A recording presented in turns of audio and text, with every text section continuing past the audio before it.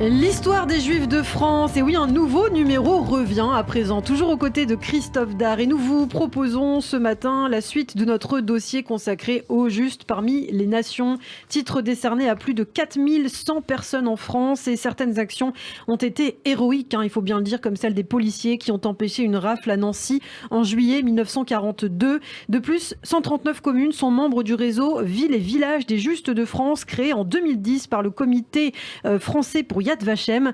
La plus célèbre, on en a parlé, c'est le Chambon-sur-Lignon en Haute-Loire. Si plus de 1000 noms sont connus, eh bien certains historiens retiennent le chiffre de 3500 juifs sauvés grâce à l'action de la population de ce village et d'autres communes alentours. Alors Christophe, comment expliquer justement que le Chambon-sur-Lignon a été un refuge pour de nombreux juifs sous l'occupation ? Eh bien, il faut remonter en arrière en fait pour le comprendre. Les protestants huguenots calvinistes, pourchassés par les autorités catholiques après la révocation de l'édit de Nantes en 1685, ça ne date pas d'hier, sont accueillis par des habitants pour fuir les discriminations et les persécutions.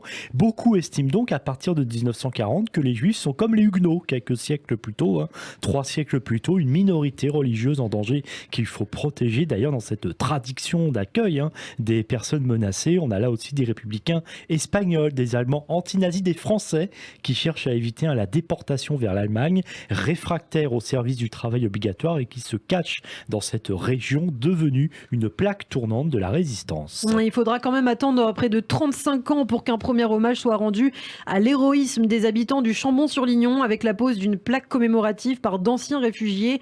En 1990, l'État d'Israël reconnaît dans son ensemble tous les habitants du Chambon et ceux des villages voisins comme justes parmi les nations. 40 d'entre eux le sont d'ailleurs individuellement en 2007. Le président Jacques Chirac reconnaît officiellement l'héroïsme du village au cours d'une visite en juillet 2004. Il déclare « Dans l'anonymat, la discrétion, dans le simple élan de la main tendue, de la fraternité et de l'humanité partagée, refusant la loi de la haine, le plateau, comme on appelle cette région, juste parmi les nations, agrandit la France. » En janvier 2007, le gouvernement français honore les habitants du Chambon lors d'une cérémonie au Panthéon à Paris. Un lieu de mémoire ouvre dans cette commune en juin 2013. Plus récemment, un ancien réfugié d'origine autrichienne devenu pharmacien après-guerre, Eric Schwarm, a légué à sa mort en 2020 sa fortune au Chambon-sur-Lignon, soit 1 million d'euros, en reconnaissance au village qui lui a permis de se réfugier avec ses parents sous l'occupation. Et d'autres communes vont s'illustrer dans le sauvetage des Juifs durant la Shoah. La région de Toulouse qui a été très active dans cette entreprise de secours en Haute-Garonne, dans le Tarn, le Gers, le Tarn et Garonne. Dans ce département, c'est le cas en particulier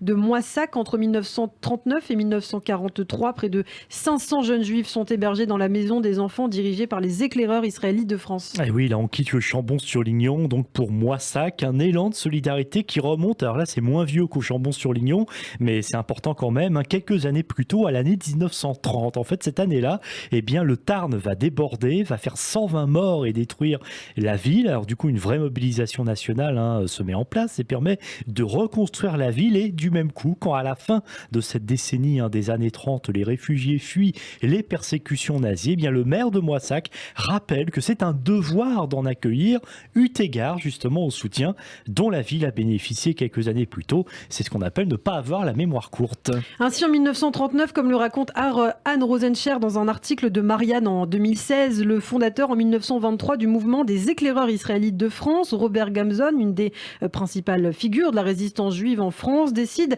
d'ouvrir des maisons d'enfants dans le sud-ouest pour accueillir celles et ceux qui ont perdu leurs parents ou qui sont internés dans des camps du sud de la France.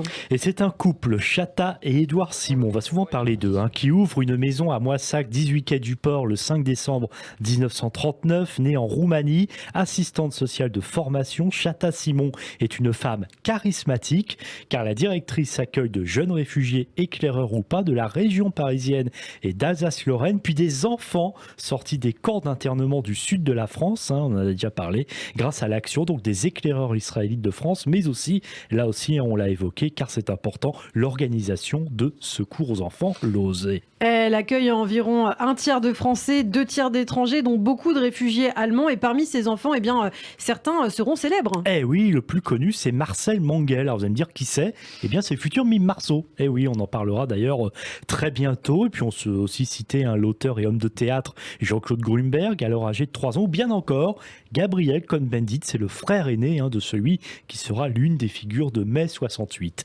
Serge Klarsfeld, alors âgé de 5 ans, y passe aussi 5 semaines en 1940 avant de partir dans un village de la Creuse. Il racontera d'ailleurs beaucoup plus tard qu'il a failli se noyer à Moissac après être tombé dans l'eau. Et en mars 1942, la maison héberge jusqu'à 180 pensionnaires. Les réfugiés de la maison de Moissac ont l'obligation de parler français et se mêlent au reste de la population. Ils vont à l'école et au collège de la ville. Certains entrent en apprentissage chez des artisans locaux ou aux côtés des paysans.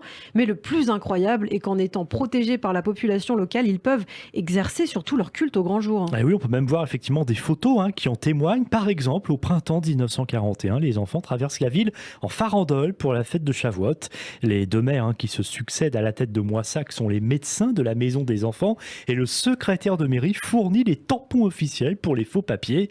Mais le danger des rafles reste élevé, surtout à partir de l'été 1942. C'est ce que racontait justement en 2013 l'un de ses enfants réfugiés à Moissac, Edith Schwalb, Edith Gelbar. Lorsqu'on savait qu'il y aurait une rafle, les directeurs nous envoyaient camper. Et ce qu'on faisait, on allait camper, on faisait des camps volants, c'est-à-dire que nous restions jamais au même endroit plus qu'un jour, parce que les paysans, s'ils voyaient un groupe d'enfants qui devaient être à l'école, sont en train de camper, ils auraient eu une suspicion. On campait tous les jours, on allait ailleurs, jusqu'à ce que le maire de la ville sache que tout était bien et puis on nous ramenait. La vie, sans se rendre compte, les parents manquaient et tout, on avait peur, mais notre vie était quand même quelque chose de formidable. Témoignage d'Edith Gelbar, c'était en 2013. En 1943, alors que le danger devient de plus en plus sérieux, Chata et Édouard Simon, que l'on surnomme Bouli, décident de dissoudre la maison et de disperser ses locataires. Ils réunissent alors ceux qui sont encore là en leur disant « Rendez-vous ici » pour le premier Shabbat d'après la libération. Et tout le monde sera bien là au rendez-vous 2 ans plus tard, une fois la guerre terminée. Tous les enfants et adolescents présents à Moissac ont en effet trouvé un refuge, souvent dans les familles ou les institutions religieuses des alentours, parfois en Suisse ou en Espagne, avec de faux noms et de faux papiers. Aucun n'a été dénoncé et déporté, sauf un qui mourra dans les camps, Christophe. Mais contrairement au Chambon-sur-Lignon, et c'est là une anomalie, même une aberration, la ville de Moissac n'a pas été honorée de la médaille collective des justes parmi les nations par le mémorial Yad Vashem à Jérusalem.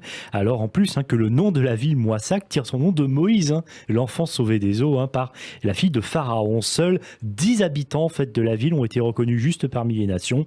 Une association d'ailleurs, Moissac Ville de Justes Oubliés, est présidée par Jean-Claude Simon, c'est le fils de Chata et Bouli Simon.